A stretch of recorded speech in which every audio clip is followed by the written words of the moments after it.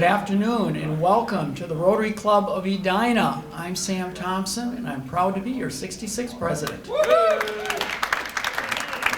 We're coming to you live from the Edina Country Club and also on Zoom. We have 33 that pre-registered live and 30 on Zoom. I don't know about you, but I'm ready for the election to be over. I think it's another 2020 disruptor. The pandemic, of course, has been our main disruptor. My wife Kim and I, we like to go to the Guthrie Theater, and we live downtown, kitty corner from the Guthrie. And it was announced last week that the Guthrie has canceled their spring mini season, which was to start in March of 2021. They decided that there's just too much uncertainty with the pandemic. So no shows are going to be at the Guthrie any earlier than May 30th. And it's disappointing, and I'm sure many of you enjoy going down to the Guthrie. I know Kim and I certainly do. But COVID has forced every aspect of multi-billion-dollar entertainment industry to shut down. Many theaters, concert halls, and entertainers that perform in these facilities, they're doing what they can to offer virtual replacements. And with the rising cases of COVID, many indoor group gatherings need to follow guidelines similar to our club meetings that are limiting the number of people in the room, keeping our distance, and wearing a mask as much as possible. Our club decided last week not to offer our annual holiday party, and that was scheduled for December 17th. And we just don't see how we can offer that event and still keep our distance. But the good news is that we're going to replace it with the Paul Peterson Family Christmas Trio. And we're going to do that virtually. And it'll be the same date, Thursday, December 17th. It'll go from 6:30 to 7:30. And we're really excited for this event as we zoom into the Peterson living room to listen to our holiday favorites. And I want to thank Paul Peterson for setting this up. Paul also has been instrumental in setting up our speaker in 2 weeks on November 19th, and that's entertainer Kat Perkins. And we decided that Kat would be a great speaker to have Prospective Member Day. So that's what we plan on doing. If you don't know Kat, she's a local entertainer. She's had a band that has opened for Bon Jovi. She was on NBC's The Voice in 2014, and she turned 3 chairs. So in The Voice, you're auditioning to the judges to their back. There's 4 judges, and if they like you and want you to continue on, they turn their chair. She has charted top 5 on iTunes several times for her standout performances. And she ended up sailing through the finals with the help from her coach, Adam Levine, when she was on The Voice. So on 11/19, her talk is going to be fearless. And it's her approach to life, how to reframe things that confront us. It should be really good and inspiring. So I'd like to show a 1-minute video of her on The Voice. Rock on, gold dust woman. Take yourself a spoon and dig your grave. Lousy lovers pick their pride, but they'll never cry out loud.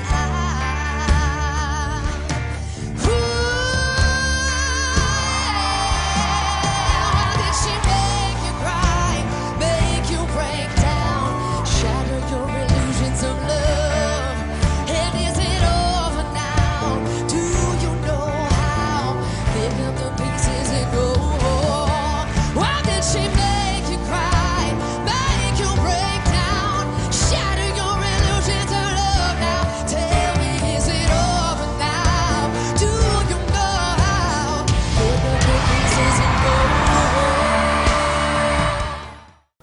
She definitely has quite a voice, doesn't she?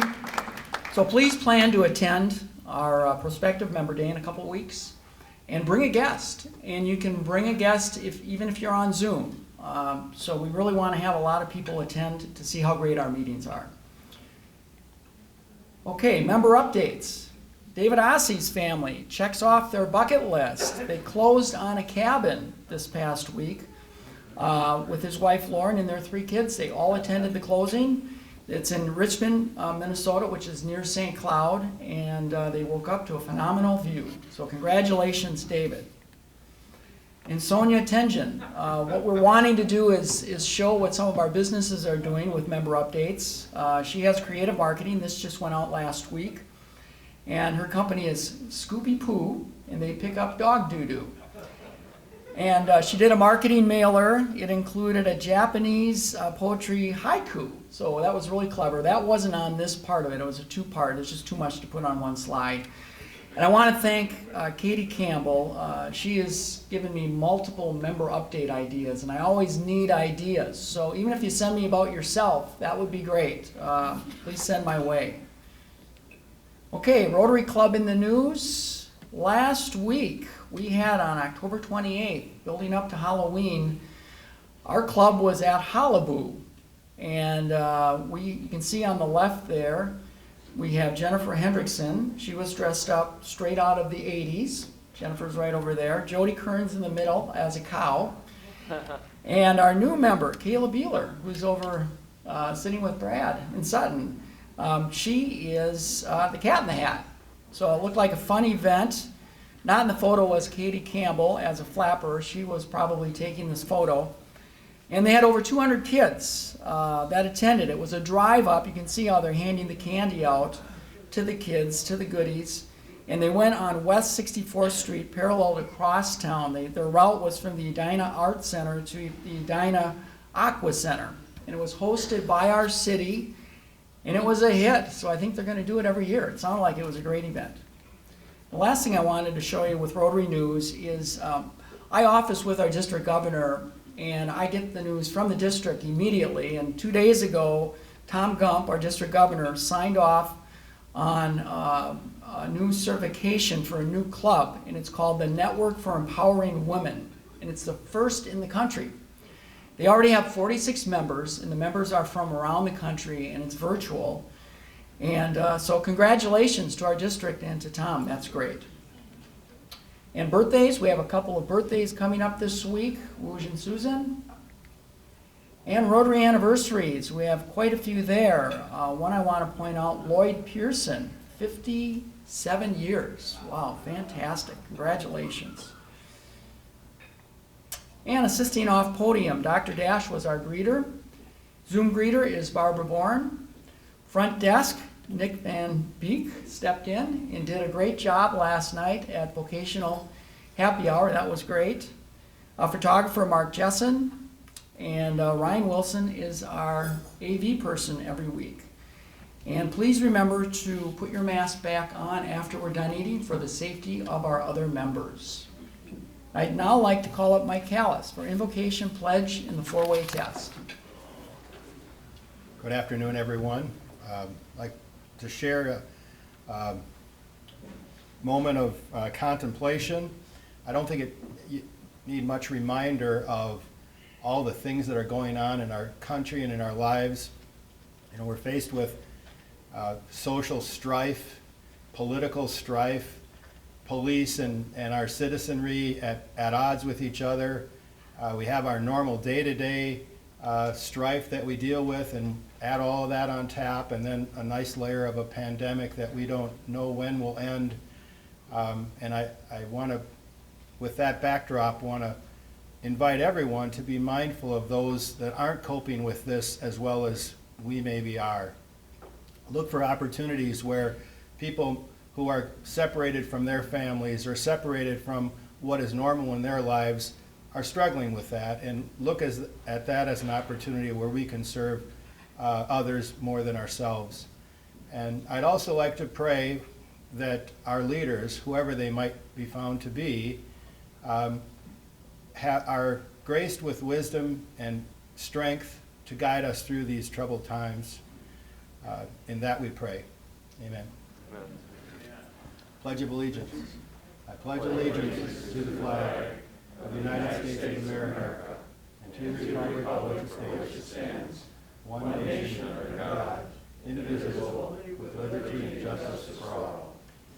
And of the four-way test, of all the things we think, say, and do, is it the truth? Is it fair to all concerned? Will it build goodwill and better friendships? Will it be beneficial to all concerned? Hi there, I'm Dave Hatzung. I get to introduce our guest today. Welcome to our special Edina Rotary group. A lot of special people in here, so we welcome you here, and any of us can answer questions about our group. Just let us know. We have three guests. Elizabeth Tempest is here. She's Kelly Burnett's guest, and I'll let her tell you where she's from. This is Elizabeth. She's visiting us from Every Meal, formerly known as Sheridan Story, and she's one of our grant recipients today, so you'll hear more from her in a couple minutes. Welcome. Kayla Beehler. Kayla is not related to the other Ferris Bueller. Now I almost forgot his name. I've got your name right. Anyway, Kayla, maybe you can stand up and tell us what you do. It's her fourth time here, I think. Third, I think. Third, so, okay. Yes. So I'm Kayla. For those of you who don't know me, I actually work at Village Shores Senior Community. I'm a marketing associate there, and hopefully soon to be a Rotary Club of Edina member. Welcome, Kayla.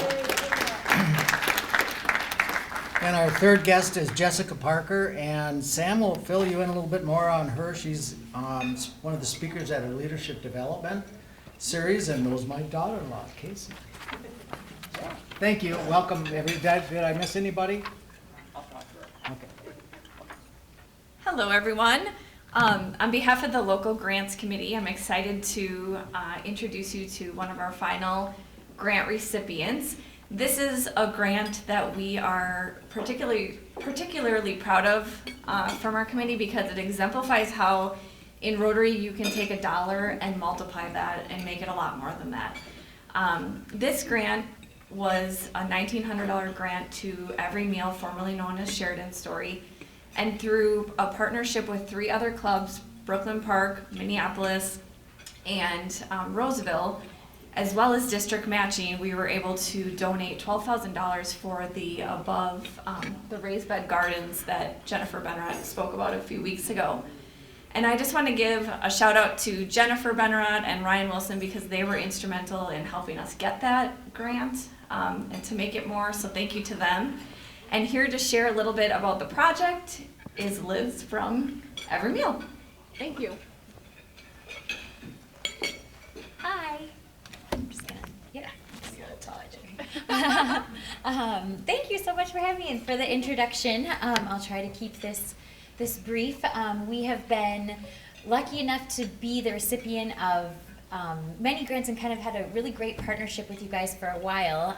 But this one specifically, as Kelly mentioned, was really, really special and important to us. So as many of you know, we are now Every Meal, formerly known as the Sheridan Story. So our mission is to fight child hunger through community and school partnerships. So we really focus on the food gaps, so those times when students aren't at school to access the meal programs. So this summer, so typically, we provide a 5-pound bag of shelf-stable food for students to take home with them on the weekends. And then we expanded a little bit more recently to the summer food gap. So obviously kids aren't in school in the summer and need access to healthy food. So we have been really, really wanting and trying to get into providing fresh produce for our families. And so to be able to build this garden, we were able to triple the amount of fresh produce that we were able to give out to children and families in our community. And it never would have been possible without this grant. So I just had to come and say a huge thank you. As was mentioned, this was able to provide the funds to purchase the raised beds, the soil and the mulch, the irrigation, the fence, so much more. You can't really see from this photo, but it is a really huge garden. It's 4,600 square feet, one of the largest things that we've ever done, and for it to go so smoothly was all thanks in part to you guys. We provided, we grew and gave away over 1,000 pounds of fresh produce, which was about 915 of our food bags directly to local families. And I can't even describe how grateful they were to receive this fresh produce along with some of the shelf-stable items, and just to see how excited they were and how grateful they were for that all summer long was just a huge thing for us. So I just cannot thank you enough for all of your support and this partnership, and hopefully we can just continue to grow. And you're welcome to come out and see the garden at any time. It's now kind of put away for the winter, but we're excited to get it back up and running again next spring. So thank you so much. I'm happy to stick around and answer any questions about the garden. That was, like I said, just a very quick snapshot. But yeah, just wanted to come and say thank you in person, and this grant and kind of bundling of grants really did make a huge difference and provided a really essential need for so many families that have been affected by, the effects of the pandemic and just food insecurity in general. So thank you so much. Can I take a photo? Yes. Get a photo? Sure. Why don't you come on this side? Okay. I'll just be in the middle. Hold that side. If you want to hold that side. Okay, here we go. And then look this way, and then smile. We're smiling. Okay, great. Thanks. Typically, we have a Veterans Day luncheon with all of the Area 3 Rotary clubs, and with great fanfare, we honor and recognize the veterans, living and dead, who have served and defended our great nation.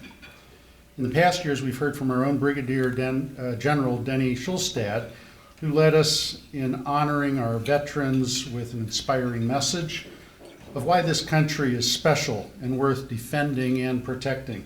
This year, you might think that COVID would squash these efforts, since we can't have hundreds of people here in this room, but our veterans didn't shirk their duty when faced with obstacles and challenges, and neither will Rotary fail to express our gratitude this year for those who have kept us free. So we are joining with Edina Morningside Rotary on November 12 for a compact version, which will take place at our usual meeting time on a Thursday. It'll be the day after Veterans Day. Colonel Jim Wall, who's the Vice Commander of the 934th Airlift Wing at the Minneapolis-St. Paul Airport, will be our featured speaker. You will not want to miss his inspiring talk. The Airlift Wing operates the giant C-130H aircraft, which we often see in the skies flying over our city.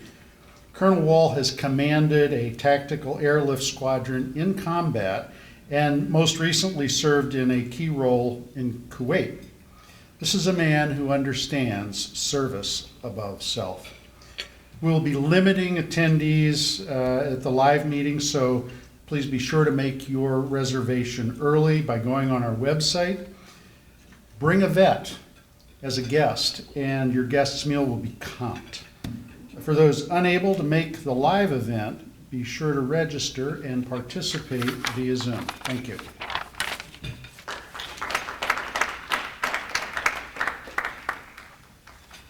Okay, I have 3 short announcements before we get into our program.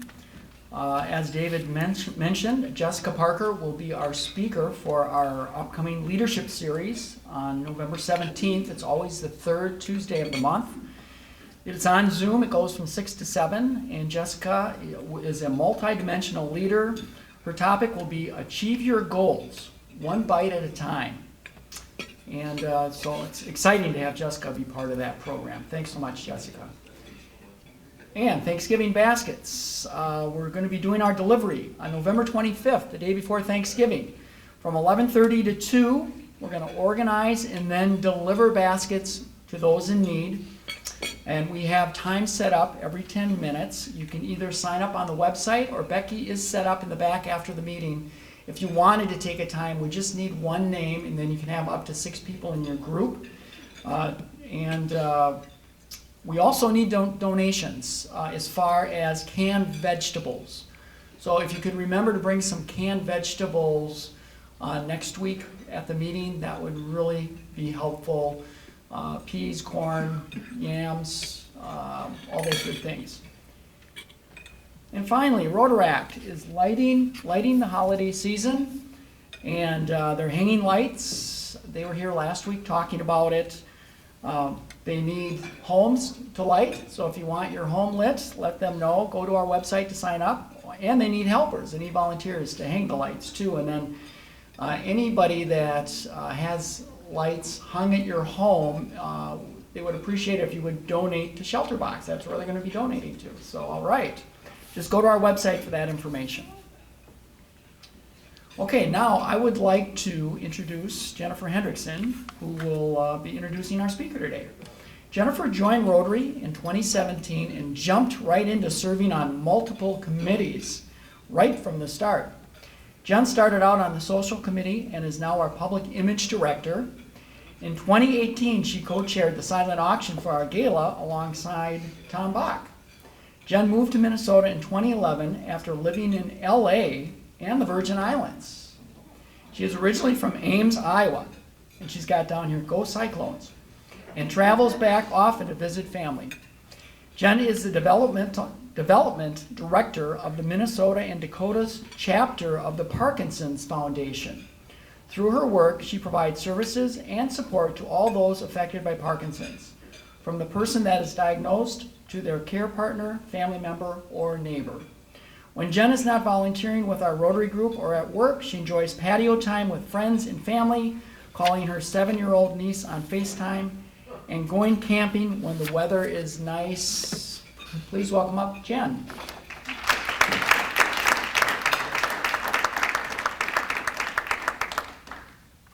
Thanks, Sam. I am excited to introduce Tim Connelly today. Tim is a member of the Lake Minnetonka Excelsior Rotary Club, and he is newly minted as our ShelterBox ambassador for District 5950. And his role as a ShelterBox ambassador is to travel the highways and byways of our district and share the story with all of Rotary clubs, schools, churches, community groups, and really anyone that'll listen. ShelterBox, as many of us know, is the official Rotary International Disaster Relief project partner. And ShelterBox works to improve the physical and psychological needs and well-being of families displaced by natural disaster and conflict. We offer warmth and dignity to families left in desperate and homeless situations. And through the provisions of tented shelters and other life-saving aids, families are able to get back to their feet and regain a feeling of safety and security. Tim is the past president of the Rochester Rotary Club, and recently was elected to the City Council of the Tonka Bay on Tuesday. So he currently manages the Minnesota Cottages, which is a small business he and his wife began 4 years ago, and they renovate homes in need of attention in the Twin Cities, and largely that's in the Minneapolis Northeast area. Prior to that, he was a Fortune 50 communications professional and worked with executives at IBM, Best Buy, and Cargill. He has 3 grown children and lives in Tonka Bay. And he and his wife have spent time with their 2 yellow labs, Brody and Brooks. Please help me welcoming Tim Connelly.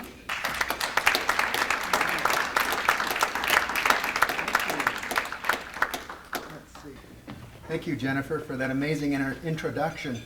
I don't know if you noticed there's a difference between the photo and my cool COVID beard. So I did grow this out because I figured I don't have to see people for a while. But on here all of a sudden I am. So thank you very much for having me today. We're here to talk about ShelterBox. How many people raise your hands out on Zoom as well? How many people know what ShelterBox is about? Good. All right, good. So we've got a good familiar audience here. Before we dive into the presentation, I want to point out to you that this is the 20th anniversary of ShelterBox. So we've, for the last 20 years now, Volunteers and the folks of ShelterBox have traveled the world providing shelter for people displaced by natural disasters and conflict. And then so what we're going to talk about today is a little bit about the 20 years, and then we're going to talk a little bit about the goals we have for the future. So let's talk about where it all started. Back in 1999, Rotary Club in Helston Lizard, or the Club of Helston Lizard, which is in Cornwall, England, they were looking around. You know how Rotarians like a project. They were thinking, the year 2000 is coming up, we need a project. What's a good project we could do? They looked around and they saw that a community not too far away had a major storm. People were displaced. And they said, why don't we put together a bunch of materials that these folks can use to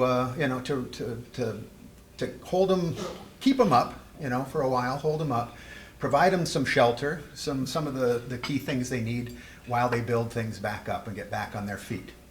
So they did that, and they found that the effort was so successful that a year later, ShelterBox became an organization. In 2012, ShelterBox became the official disaster recovery partner of Rotary International. And of course, in 2020, here we are in this great, amazing year of 2020 that we're all going to remember for a long time. Our work continues. So let's talk about what is a ShelterBox. ShelterBox is the tools and the shelter that folks need when they are displaced. So when you think about displacement, imagine yourself, you're at your home, you're watching your election returns, things are going pretty good for you, and then all of a sudden something terrible happens, something you can't even imagine. Try to imagine tomorrow waking up, your neighborhood is gone, your home is gone, your clothes are gone, everything that you own, everything is gone. Now what? That's where ShelterBox steps in. And these are the kinds of things that we have. So hold on, I'll be right back. So in the box, just a little sampling of things that we have. So they have mosquito nets, things like mosquito nets to keep people from catching malaria. Because in a lot of these places you find when there's floods, when there's disaster, tsunamis, etc., the water goes bad, and that's where the waterborne diseases roll in. And then, of course, we have water filtration to keep the water safe and drinkable for folks so they can drink safely. Lots of blankets. We've got all different kinds of blankets. And this one I always think is kind of neat. Anybody know what this is? Anybody? Yeah? It's a solar light, is exactly right. So you open it up, you blow it up like a balloon, and then you would hang that in your ShelterBox tent, and there you go. So very neat, and it's got several settings, including blink. I'll put it back. So that's what it is. So over the years, of course, in 20 years, we've learned a lot. There are no two disasters that are the same. No two places are the same. There are places that are very, very hot. There are places that are cold. And so the same kind of blankets, the same kind of tents, the same kind of shelters, they don't work everywhere. So over the years, we've learned a lot. We've customized. We've worked with the people on the ground to say, okay, so what specifically do you need? And in that time, we've got a lot better at what we're doing. We now have places around the world where base stations, if you will, where once something happens, we can get out on the ground in the locations that need it quicker. And that allows us to, of course, be better with our donor dollars, be more efficient and much faster. So while we've learned so much, our mission has stayed the same. And so we put families first. In so many of these disasters, you find out that families are separated. When they go to different camps and that kind of thing, the parents then spend a lot of time looking for the kids, vice versa, and they're separated. So ShelterBox sets out to say we're not going to let that happen. Families come first. We're focused. ShelterBox focuses on shelter and the tools people need to get back on their feet to rebuild. And that's it. Somebody else does the food, somebody else does clothing. ShelterBox is very focused. We go further. A lot of organizations move in, they land at the airport, they drop stuff off, and they go, and they leave it up to somebody else to figure out how to get the stuff to the people who need it. ShelterBox specializes in taking it out, getting out in the field, however we do that, however it needs to be done, and getting it out to the people who need it. And of course, we're global. As a partner with Rotary, we have people on the ground all around the world who can help us when we need information on something, when we need somebody on the ground, we need eyes and ears on the ground, we know we can count on Rotary to tell us what is specifically needed. This photo is from the 2004 tsunami in Indonesia. And this is what I say, when we land in an area, we drop off all these boxes, but then the challenge is, how do you get them where they need to go? And we get them where they need to go by any means necessary. And you can take that literally. It means any means. If it takes an airlift, we'll get it out there that way. If it takes a donkey on a cart, any means necessary to get the supplies to where they need to go. And when all of those things fails, well, you just stick it on your head and march off to where you need to go. So all of the things that we've learned through the years on supporting people in natural disasters, recently the organization has turned to use those in areas of conflict as well. So places where people are displaced by war, by political disagreements, that kind of thing. When people are displaced and put in refugee camps, ShelterBox moves in there as well. So let's take a quick look in, I can't see it from here. So what does that say? We've done a lot of different things over the years. There you go, 100 countries. Normally I can see that to read it right to you. So you can see in 20 years we've been most of the way around the world. Last year alone, this is what the organization did. You can see that there was a combination of natural disasters, including, we'll talk about here in just a minute, Cyclone Idai was one of the natural disasters. You're going to learn more about that here in just a minute. Philippines had a couple of different things. They had a storm and an earthquake. And then, of course, we also dealt with conflict in several places around the world. Boko Haram, you've heard of them. They've had a very negative impact in a couple of places, and so we've worked with the people trying to get away from them. So in short, in 20 years, ShelterBox and the folks of Rotary have helped 1.5 million people to recover from disaster or conflict and to get back on their feet. The added focus on conflict has earned ShelterBox 2 nominations for a Nobel Peace Prize in 2018 and 2019, correct? So hopefully we can win one of those coming up. So I could stand up here for a long time and we could talk about numbers, we could talk about the people, the how many people and how many countries and how many disasters and that kinds of things. But it's really the people that we help that help tell the story. So today I want to talk a little bit about Kunyumba. Cyclone Idai, last spring of March of 2019, rolled into Malawi. It was about the worst cyclone to hit the southern hemisphere in many, many years. Tremendous negative impacts on a whole bunch of people. And ShelterBox rolled in there, and the goal that they set out was to restore the Chichewa word for home, which is Kunyumba. And so we want to show you how we did that. So here's a picture of that storm. Cyclone Idai that devastated the area. Up to 3 million people were directly impacted. 100,000 homes were utterly destroyed. And when ShelterBox went in, we focused on one of the hardest hit areas and helped 10,000 people, an entire community of 10,000 people, to recover from this.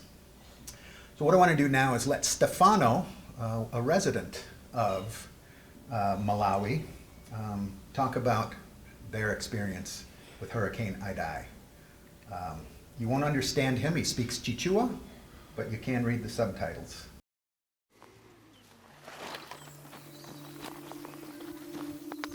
La sinta su komai. Ukomori ngari kuno.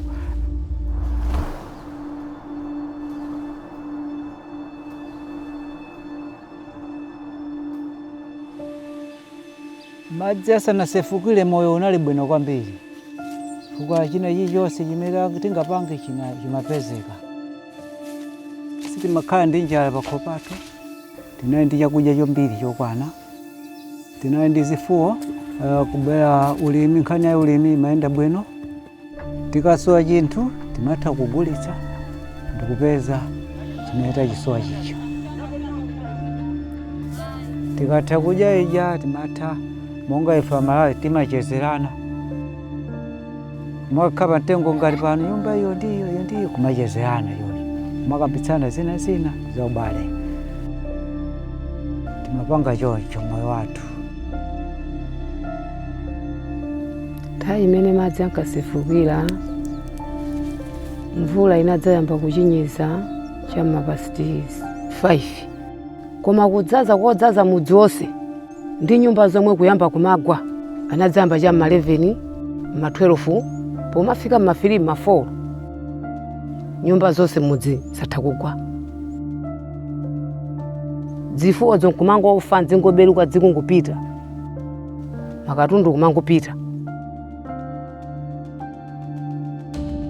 Tinalibe kupulumutsana ngati pamene sanalijerere dzikoli.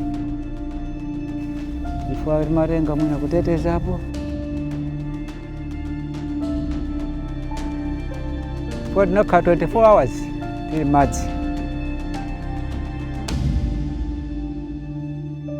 Titachoka kuja kupita kuja, tinalibe kuganiza zatsogolo. Tinali ngati akufa. Ngati linali banja munthu ndi mkazi, mukasiyana wina nakakhala kwina. Ana zimakhudza kwambiri chifukwa zimakhala ngati kuti makolo awo anamwalira. Po ngati akugona kwawokha, ndiye kuti alibe chitetezo cha makolo. Kubwera kwa madzi kunaononga zinthu zingapa. Naona kuti atayembekezo. Nzeru zoti abwere apite kumunda mutu munalibe chifukwa amasaka malo kuti tikhazikike tikhala pati. Koma zapa chigulugulu zinali zinthu zopanda ulemu. Koma chimene chinatimangitsa kuti patsa mphamvu kuti tidzapeze malo tikhale kuno ndi mapulasitiki munatipatsa malo nawo. Kunoko tafika kuno. Tabwera kunoko kusintha kwake kwa moyo kumene tinakuona mkukhala mumasuka. Musatitimizana ndi nzako kapena kukangana ndi nzako ayi.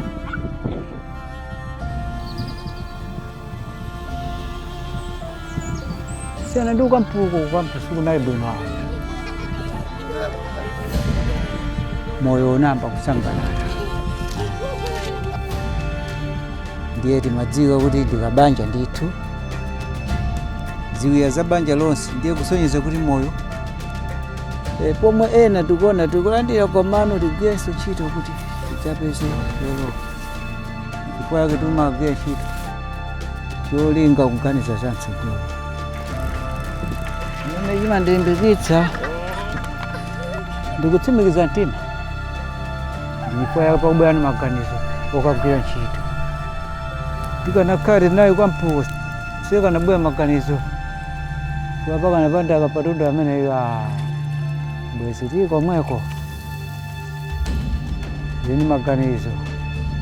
Moti wiki amawa ndikhala ndikudzala chimanga, anyezi, tomato. Kuti zimenezo tomato ndi anyezi uchi pogulitsa zidzandithandizanso. Kuthandizira ndalama za nyumba ija.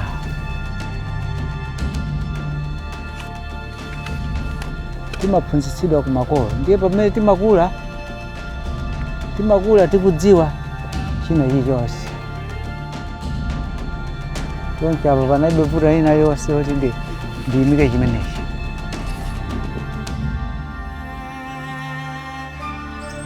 Koma ngati mmene palili yayi ndikhoma ichembekere.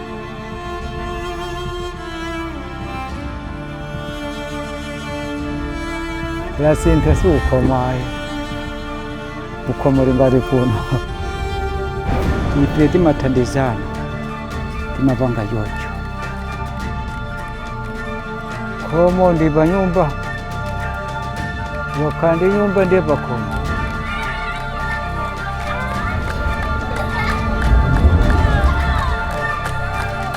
Akali panopa kunoko kukaja.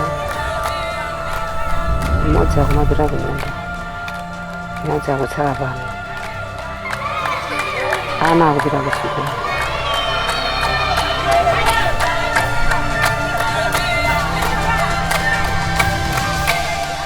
Wayamba kubwerera. Chifukwa kunoko tili kutunda tsopano. Sikukhalanso mopanda nkhawa. Pakhomo ndithu popanda sokudzidzimuka.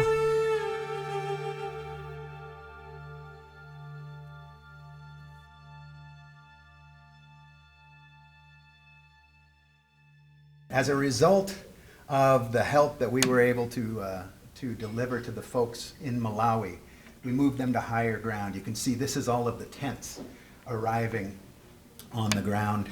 And of course, during the catastrophe there, a lot of people were infected with malaria and cholera, and so we gave them the things they needed, as I said, to stay healthy from that as well. So this is Stefano. He was the one that was telling you his story, and at the end of his video, he says, "Life is restored. We are now living on higher ground, and we live without worries." And so that's his story. Another beneficiary of our work there was Eunice and her family. She tells us, I live here with lots of my family near, my children, my mother are close by. I built a new house with my husband. We're planning to build it bigger and use the tarp that ShelterBox gave us for the roof. The tarp was the most important thing we received from ShelterBox. Families in Malawi have been able to return to work, grow food, earn a living, and most importantly, take back control of their lives after Cyclone Idai. Families like Stefano's, Eunice is on the previous slide, and here is Grace with her family. Your support has helped these families create kunyumba and brought back the smile you see here on Grace's face. The smile you see here is just one of over the 1.5 million that you Rotarians have helped shelter. A common thread we find in deployments around the world is the restoration of hope and the resiliency of the people we serve. It's your support that allows us to spread this hope to many and new places. Today, more than 88 million people around the world are displaced by disaster and conflict, more than at any time since the end of World War II. So the need is tremendous. As I was just saying, the goal now is to grow and scale the operations to where we can serve 1 million people per year. The foundation that we've built in the first 20 years will enable us to do that, but of course, we need your help, as I was just saying, to do that, continued help. So ordinarily, this is where I would stop, and I would say thank you for having me, and we will hope that you will join us on the continued journey. But I do have one other thing I want to say. There's a program that we started a few years ago. It's called ShelterBox Hero. And it's where we recognize Rotary clubs who have stepped up, supported ShelterBox to the tune of buying a box, 2 boxes, 3 boxes. And I'm here to tell you and to congratulate you and thank you profusely, Edina Rotary Club, that you are a silver level ShelterBox Hero for your support. This club donated $3,300 in 2019. That's equivalent to 3 full shelter boxes. And if we go with if we talk about buying shelter kits for a different kinds of thing, you could have helped as many as 30 different families to get back on their feet last year. Amazingly, more amazingly, since 2008, this club has given $21,000 to ShelterBox. So I am here to say thank you and congratulations on your Hero Award. I will send a little picture of the Silver Hero that you can stick on your website and let everybody know that you are a club that is a ShelterBox hero. So with that, oh, wait a second. So I wanted to say, real quickly, Sam, now if you'd come up, I'll give you the official goods for that. Stay back, since I don't have a mask on. There we go. There's the... Hold up, guys. Perfect. All right, and here is a banner that you can hang on wherever you put banners out front here. All right, so there you go. Oh, sorry, he left.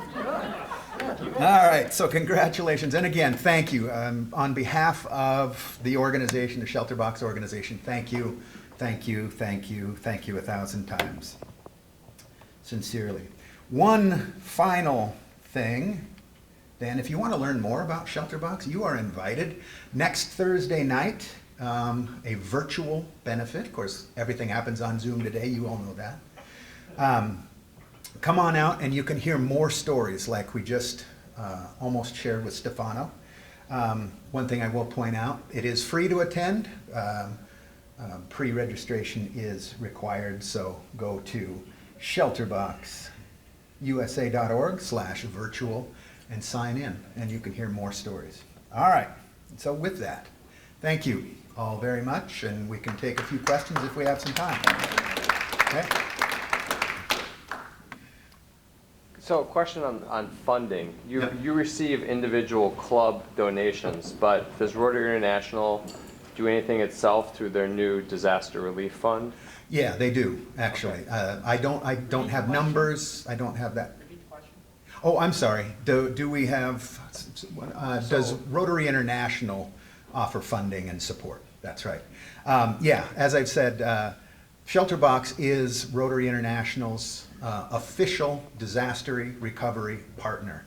And so any disaster recovery funds and donations like that go to supporting ShelterBox. I'm wondering if there is any thought of making a profit center within ShelterBox where they could sell these boxes to individuals that say, well, I'd like one of those in my fallout shelter or whatever, and actually make money as another way to raise money to do the good work that you're doing. Is that something that would be possible? Has that been explored? I'll repeat it and then I'll try to respond to it. So the question is, has there been any thought given to making ShelterBox a profit center where we can offer boxes for sale to people to put in a fallout shelter or to use for their own means? And the answer is, I have no idea. I'm sorry.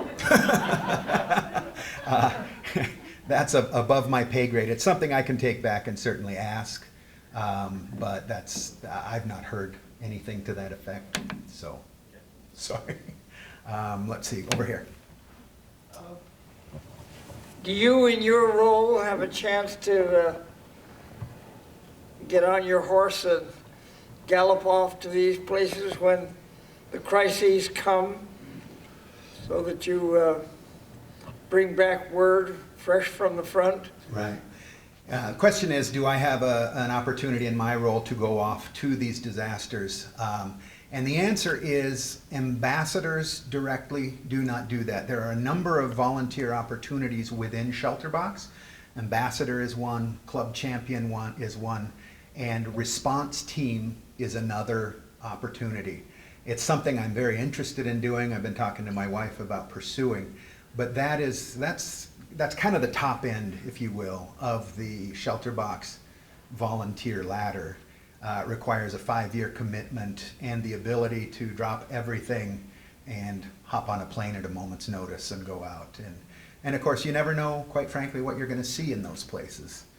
For the folks that landed in Indonesia following the tsunami, there were hundreds of thousands of dead people around. So it's not, it's an opportunity that it's a great opportunity, but not something to be taken lightly. Yeah, over here. So I'd like to pass along a question to you Oh. from one of our members watching on Zoom.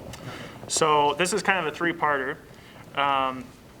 Does ShelterBox serve other organizations besides Rotary? Who summons ShelterBox to a disaster location, and where is ShelterBox headquartered? Okay. Do I need to repeat all those? Okay. Where's ShelterBox headquartered is one question. Long Beach, California. Who summons them is another a chart I brought here, because this question always comes up. And it's a very large matrix that determines how ShelterBox responds to disasters. So you can take a look. There's a lot of detail here, and there's a lot of detail on each one of these, but essentially we take a look, you look at the news, you see what's happened, you look at the scale of the problem, you look at the support available in the area of the problem. You know, are there government entities that can move in? Are people taken care of? One of the things a lot of people asked about was the Beirut explosion. They said, is ShelterBox going to go into the Beirut explosion area? And the answer was we didn't, because most of the affected people had other support. They could live with friends, family, get out of the area. And so that was not something we responded to. Another one is, how long do we need to be there? How quickly do we need to get there? So this chart that you're looking at up here, very complicated, and all of these different things go into measuring. And the third part was? Do you work with other organizations besides Rotary? Do we work with other organizations beside Rotary? It's really not that we work with Rotary. Rotary and ShelterBox are partners in responding to natural disasters and conflicts. So it's, we work with these other things. Really beyond that, it's people that we can gather up through. In my role, I talk to churches, schools, as Jennifer said in the introduction, basically anybody who will listen. So if we can gather up volunteers from that, then certainly we bring them on. But that's much more ad hoc than it is on a global scale. Okay?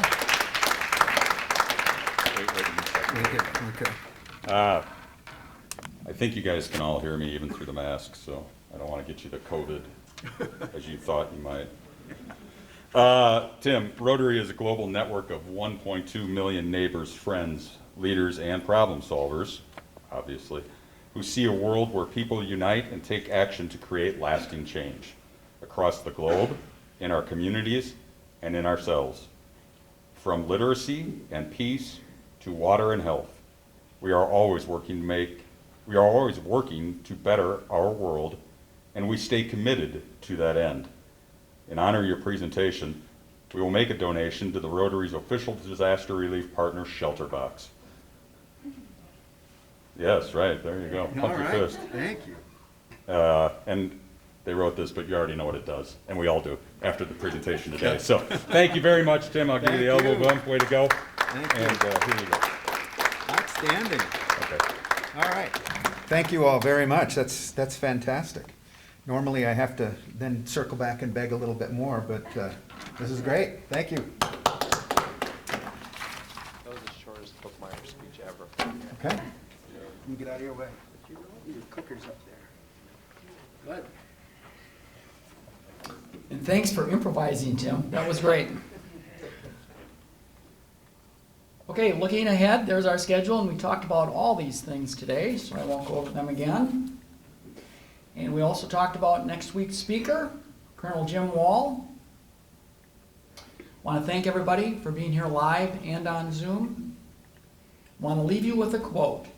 Disaster shocks us out of slumber, but only skillful efforts keeps us awake. Rebecca Solnit. With that, meeting adjourned.